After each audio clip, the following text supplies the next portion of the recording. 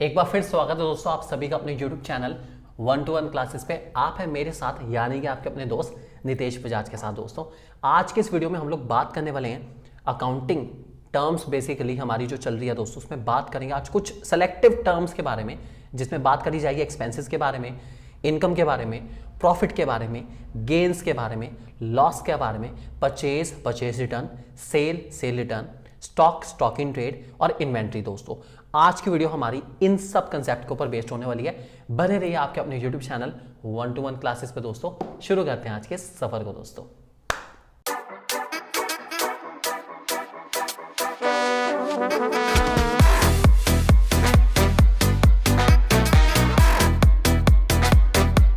बहुत ही दोस्तों शानदार कंटेंट के लिए आप हमारी ऐप को डाउनलोड कर सकते हैं, जिसका लिंक आपको डिस्क्रिप्शन में मिल जाएगा।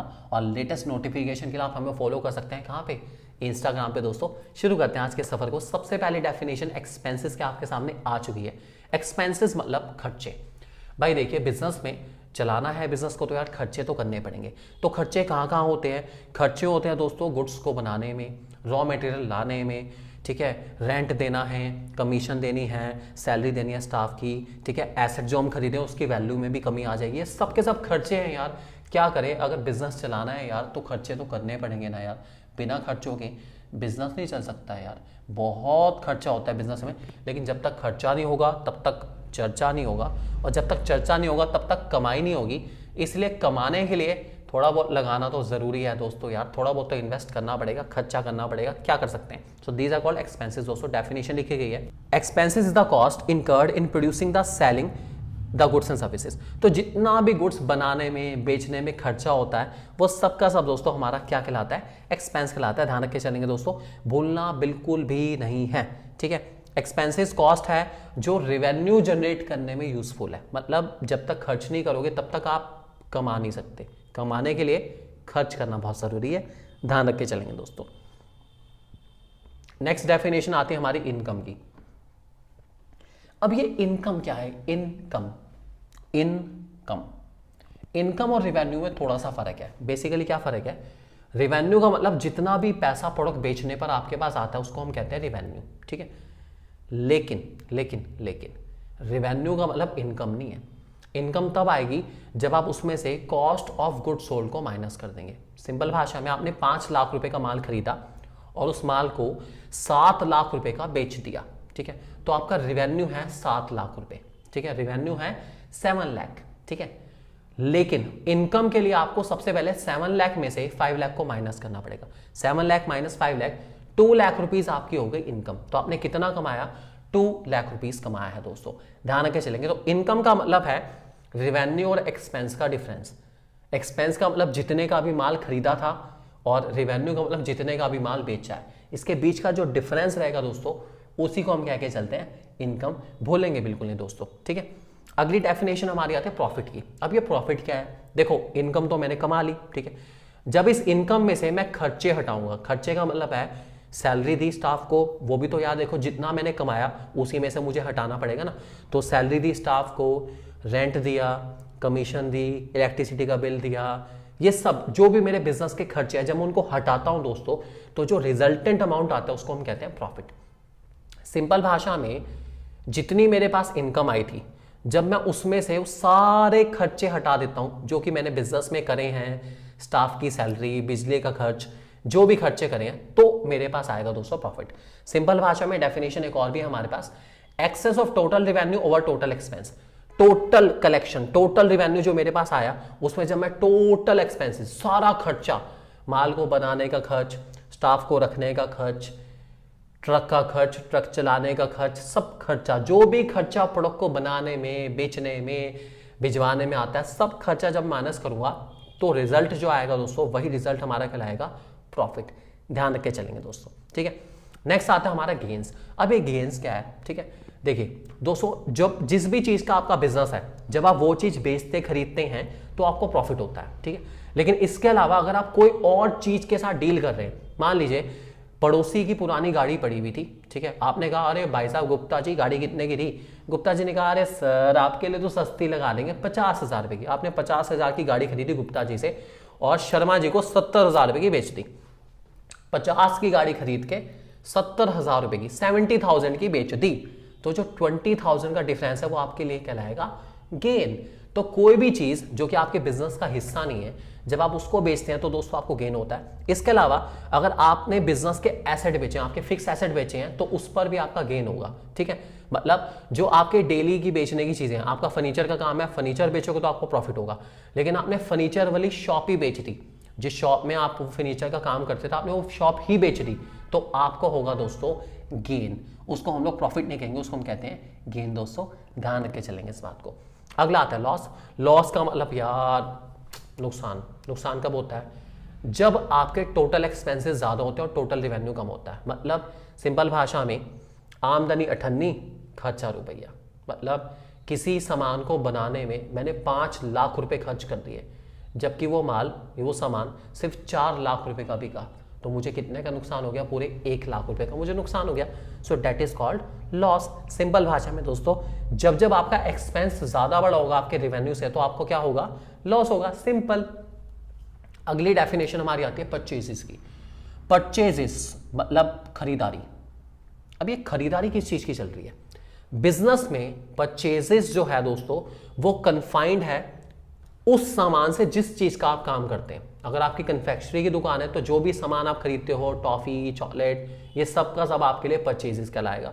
अगर आपकी दुकान फर्नीचर की है तो जितना भी फर्नीचर आप खरीदोगे, चेयर, कुर्सी, मेज बेचने के लिए, वो सब के सब आपकी क्या कहलाएगी? परचेजेस कहलाएगी। ठीक है, ध्यान रख के चलेंगे। परचेजेस आपकी कैश हो सकती है और क्रेडिट भी हो सकती है। कुछ में अगर मैं पैसा नगद दे के आया तो कैश परचेज, उधार लेकर आया हूं माल, तो दोस्तों ये कहलाएगी मेरी क्रेडिट परचेज। ध्यान रख के चलेंगे दोस्तों। इसके बाद हमारे पास डेफिनेशन आती है परचेज रिटर्न की। कभी कभार जो सामान मैंने बाहर से खरीदा होता है मुझे पसंद नहीं आता, ठीक है, या वो सामान डिफेक्टिव निकल आता है, तो उस डिफेक्टिव सामान को या पसंद ना आने वाले सामान को मैं वापस कर देता हूं। इसको दोस्तों मैं कहता हूं परचेज रिटर्न। मतलब मैंने परचेज करा था, अब मैं वापस कर रहा हूं। ठीक है, और इसको दोस्तों मैं रिटर्न आउटवर्ड के नाम से भी जानता हूं, क्योंकि मैं बाहर वापस कर रहा हूं। कहां वापस कर रहा हूं? बाहर। रिटर्न आउटवर्ड, बाहर वापस जा रहा है, इसलिए उसको रिटर्न आउटवर्ड कहते हैं। ध्यान रख के चलेंगे दोस्तों। नेक्स्ट डेफिनेशन आती है हमारी सेल की। सेल का मतलब है बेचना। ठीक है, जो भी माल आपके पास है, जो भी गुड्स आपके पास है, जब आप उसे सेल आउट करते हैं, बेचते हैं, किसी और को सेल करते हैं, तो सिंपल भाषा में सेल का मतलब है ट्रांसफर ऑफ ऑनरशिप। ठीक है, पहले किसी माल के मालिक आप थे, पहले किसी गुड्स के ऑनर आप थे, अब आपने वो गुड्स किसी और को बेच दिए, किसी और को सेल आउट कर दिए, तो दोस्तों वो हमारी कहलाएगी सेल। ध्यान रख के चलेंगे दोस्तों। सेल में हमेशा ऑनरशिप ट्रांसफर हो जाती है। पहले कल तक उस माल के मालिक आप थे, अब मालिक कोई और होगा, इसी को क्या कहते हैं दोस्तों? सेल। ध्यान रख के चलेंगे। अगला आता है सेल रिटर्न। ठीक है, जितनी भी आपने सेल करी थी, चाहे वो कैश करी हो चाहे क्रेडिट करी हो, आपकी मर्जी है। उधार बेचा या नगद बेचा वो आपकी मर्जी है। हो सकता है कस्टमर को, जिसको भी आपने वो सामान बेचा, उसको वो सामान ना पसंद आए, तो ऐसे केस में दोस्तों वो सामान वापस कर जाता है, जिसको हम कहते हैं सेल रिटर्न। हमेशा ध्यान रख के चलेंगे दोस्तों। नेक्स्ट हमारे पास और लास्ट टॉपिक आज का आता है, जिसका नाम है स्टॉक। अब ये स्टॉक क्या है दोस्तों? स्टॉक का मतलब है वो सारे गुड्स की वैल्यू जो आपने रीसेल के पर्पज से खरीदा है या फिर आपने बनाया है। ठीक है, या तो आपने माल बनाया होगा, वो सारा स्टॉक है, या फिर आपने माल खरीदा होगा, कहीं से गुड्स खरीदे होंगे, उसको दोस्तों हम लोग कहते हैं स्टॉक। ठीक है, दो तरह के स्टॉक हो सकते हैं, एक ओपनिंग, एक closing. Opening, closing, opening, closing. अभी ओपनिंग स्टॉक क्या है? साल की स्टार्टिंग में शुरू 1 अप्रैल, मतलब अकाउंटिंग ईयर की स्टार्टिंग 1 अप्रैल से होती है, सबको पता है। 1 अप्रैल को जितना भी माल, जितना भी गुड्स दुकान में है, वो सबका सब आपका हो गया ओपनिंग स्टॉक, सिंपल भाषा में। ठीक है, और 31 मार्च को जितना भी माल दुकान में बचा रह गया, वो हो गया दोस्तों क्लोजिंग स्टॉक, सिंपल भाषा में। तो साल की स्टार्टिंग में, अकाउंटिंग पीरियड की स्टार्टिंग में जितना भी स्टॉक या जितना भी गुड्स आपके पास है, वो कहलाएगा ओपनिंग स्टॉक। और साल की एंडिंग में 31 मार्च को जितना भी गुड्स आपके पास बचेगा, वो कहलाएगा दोस्तों आपका क्लोजिंग स्टॉक। ध्यान रख के चलेंगे दोस्तों। अगला आता है हमारा इन्वेंट्री। इन्वेंट्री भी हमारा गुड्स ही होते हैं, एक तरीके से स्टॉक ही होता है। ठीक है, लेकिन इसके कुछ खासियत होती है। जो स्टॉक हम लोग लेके चलते हैं बिजनेस में, वो किस किस चीज का हो सकता है? सबसे पहले दोस्तों वो स्टॉक हो सकता है रॉ मटेरियल का। रॉ मटेरियल का मतलब है, मान लीजिए आपके कपड़े का काम है, ठीक है, आपकी क्लॉथ की मिल है, तो हो सकता है कुछ कपड़े तो आपने सिल लिए हो, लेकिन हो सकता है कुछ के अभी भी थान, दैट इज एक तरीके से आपने अनयूज्ड लाइंग हो, वो बड़े बड़े कार्टन में रखे हुए हों, वो सारा का सारा अभी अनयूज्ड है, मैंने यूज ही नहीं करा, ठीक है। सो दैट इज कॉल्ड दोस्तों रॉ मटेरियल का स्टॉक भी हो सकता है। Work in progress, work in progress का मतलब है कुछ कपड़ा ऐसा था जिसको मैंने कट कर लिया, काट तो दिया, लेकिन अब तक सिला नहीं है, जब तक सिलूंगा नहीं तब तक फिनिश गुड नहीं बनेगा, ऐसा दोस्तों मेरा कहलाता है work in progress. Work in progress का मतलब है अब वो रॉ मटेरियल नहीं है, वो बीच में है। बीच का मतलब है मैंने कटिंग तो कर दी, ठीक है, कपड़े की कटिंग कर दी, जो भी मुझे ड्रेस बनानी है, जो भी मुझे सिलना है उसके अकॉर्डिंग मैंने कटिंग कर दी, तो वो कहलाएगा दोस्तों मेरा inventory of work in progress. तीसरा आता है इन्वेंट्री ऑफ फिनिश गुड, जितना माल मेरा तैयार हो गया, जिसको मैंने काट भी दिया, जिसको मैंने सिल भी दिया, जीन्स बनाई थी जीन्स बना दी, शर्ट बना दी शर्ट बना दी, बिल्कुल डब्बा पैक तैयार एकदम रेडी टू गो, ऐसे माल को कहूंगा दोस्तों मैं इन्वेंट्री ऑफ फिनिश गुड। ध्यान रखे चलेंगे दोस्तों। और लास्ट आता है मेरा inventory of stock in trade. Stock in trade में दोस्तों वो सारी चीजें आती हैं जो आपने हो सकता है किसी और से खरीदी हो बेचने के लिए। अब मान लीजिए एक शर्ट मैन्युफैक्चर है, भाई वो कुछ शर्ट खुद बनाता है, कुछ वो किसी और से बना के मंगा लेता है और आगे बेच देता है, तो डेट इज कॉल्ड दोस्तों inventory of stock in trade. ध्यान रख के चलेंगे दोस्तों। और लास्ट हमारा आता है क्लोजिंग इन्वेंट्री। कैसे कैलकुलेट करें हम लोग? क्लोजिंग इन्वेंट्री दोस्तों बड़ा इंपॉर्टेंट है, ठीक है। इसके लिए मुझे गोडाउन में जाना पड़ेगा और वहां सारा नोट करना पड़ेगा कि भैया रॉ मटेरियल कितना बचा है, स्टॉक इन ट्रेड कितना बचा है, फिनिश गुड कितना बचा है, सब कुछ मेरे को देखना पड़ेगा। मुझे देखना पड़ेगा वर्क इन प्रोग्रेस में भी कितना माल है। भाई इसकी कैलकुलेशन करनी थोड़ी सी मुश्किल भी है और भाई बहुत टाइम लगाने वाली, लेकिन मैं बेस्ट एफर्ट करूंगा स्टॉक इन ट्रेड निकालने की और सब चीज़ों को अच्छे से नोट करके चलूंगा ताकि हमारे बिजनेस की कैलकुलेशन में कोई गलती ना हो यार। गलती का स्कोप छोड़ना ही नहीं है यार। 1-to-1 क्लासेस हमेशा इंश्योर करता है गलती का स्कोप रहना ही नहीं चाहिए बिल्कुल भी। तो बने रहिए आपके अपने यूट्यूब चैनल 1-to-1 क्लासेस में दोस्तों। नेक्स्ट वीडियो में मैं आपको लेके चलूंगा ट्रेड रिसीवेबल्स, ट्रेड पेबल्स दोस्तों, goods, voucher, discount, cash discount, GST, सबके बारे में बात करेंगे जो इस चैप्टर में है।